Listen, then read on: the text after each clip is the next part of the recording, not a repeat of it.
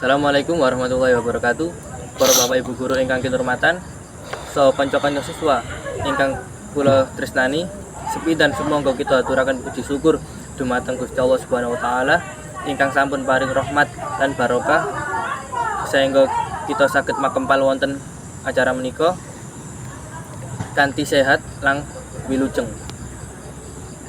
Para hadirin ingkang kinurmatan, normalisasi saluran drainase ing lingkungan sekolah punika minangka sawijining upaya kangge njagi lan ningkataken fungsi selokan supados lancar. Menawi selokan ing sekolah boten dipun rumat, menika saged dadosaken banjir, erosi lan leloroh ingkang timbul saking banyu ngangkrung. Wonten 3 mupangat utama saking normalisasi saluran drainase menika. Setunggal, jika banjir ing sekolah. Menawi saluran drainase boten dipun rumat, rereget lempung saha sampah saged ngalangi aliran tuya. Nalika udan deres, tuya boten saged milih kanthi lancar. Lajeng jalari banjir ing lingkungan sekolah kanthi normalisasi saluran drainase, selokan saged lancar sehingga kelas lan lapangan sekolah boten kebanjiran. Kali jagi keamanan siswa lan guru.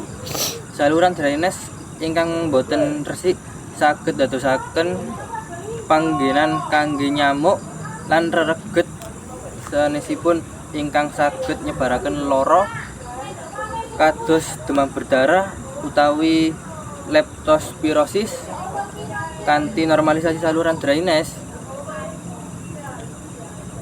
dados resik lan siswa sarta guru ingkang langkung sehat. 3. Ndadosi kaendah sekolah. Saluran ingkang bersih lan ketatan rapi sae saged ndadosaken lingkungan sekolah langkung endah. Sampun sampah lan rereget ingkang boten kesambadan saged dadosaken lingkungan kurang sedep dipun tingali lan menika saged dipun cegah lumantar normalisasi saluran drainase. Para hadirin ingkang kinurmatan, mula saking menika kula ngajak kanca-kanca lan Bapak Ibu guru supados saged bebarengan jagi lan ngresiki